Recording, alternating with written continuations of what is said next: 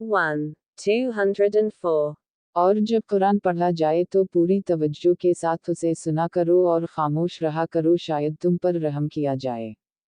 ये एजाज़ भी सिर्फ उसी किताब को हासिल है कि इसको सिर्फ पाकीज़ा लोग ही छू सकते हैं।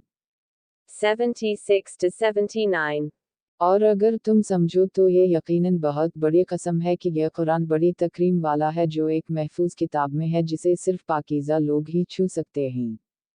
खुदावंद मुताल ने अपनी आखिरी आसमानी किताब कुरान मजीद में कुछ ऐसी खास मिठास और शरीनी रखी है कि मुसलसल इसको तिलावत करने के बावजूद भी इससे इंसान थकता है ना ही इकताता है। यहाँ तक कि अगर कोई उम्र भर भी इस किताब को पढ़ता रहे तो इसके अंदर ज़र्रा बराबर भी इकताहट व बेजारी का एहसास पैदा नहीं होता। कुरान मजीद क़यामत तक आने वाले तमाम इंसानों के लिए हिदायत और सआदत की किताब है। चुनांचे कुरान मजीद में मुतअद्दिद मकामात पर या अय्युहन्नास के लफ्ज़ से तमाम इंसानों को मुखातिब किया गया है, बल्कि बाज़ औक़ात तो अलनास से भी जामा तरीन लफ्ज़ अल-आलिमीन इस्तेमाल किया है। कुरान मजीद आलमीन के लिए ज़िक्र है और खुदावंद आलम ने उसे आलमीन के लिए नाज़िल फरमाया है। इरशाद बारी ताला है 87. ये तो कुरान खुदा की तरफ से आलमीन के लिए सिर्फ नसीहत है।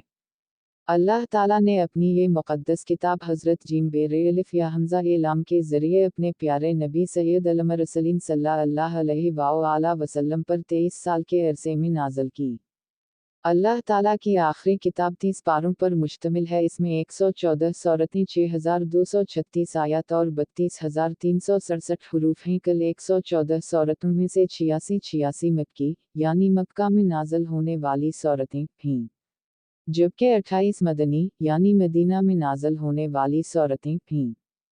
कुरान मजीद की तमाम सूरतों में से ये इम्तियाज़ सिर्फ सूरा हमद को हासिल है कि नबी मरसल सल्लल्लाहु अलैहि वसल्लम पर इसको 2 बार नाज़िल किया गया, एक बार मक्का में जबकि दूसरी बार मदीना मुनव्वरा में।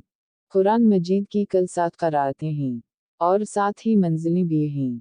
कुरान मजीद में नुक्ते लगाने का काम 86 दोचश्मी में हज़रत अली अलैहिस्सलाम के शागिर्द अबू असद दौली ने अंजाम दिया। मजमूई तौर पर कुरान मजीद में 2 तरह की आयत मौजूद हैं, मुहकम और मुतशाबा। मुहकम आयत की तादाद मुतशाबा के मुकाबले में ज़्यादा है और इन्हें उम्मुल किताब का नाम दिया गया है। 7. वही ज़ात है जिसने आप पर वो किताब नाज़िल फरमाई जिसकी बाज़ आयत मुहकम वाज़ेह हैं, वही असल किताब हैं और कुछ मुतशाबा हैं। किताब मुक़द्दस की आयत समझने के लिए मुतअद्दिद तफ़ासीर लिखी गई हैं। कुरान मजीद की आयत की तफसीर करने के मुख्तलिफ तरीक़े हैं, जिनमें से बेहतरीन तरीक़ा तफसीर अल-कुरान बिल-कुरान यानी कुरानी आयत के ज़रिए कुरान की तफसीर करना है।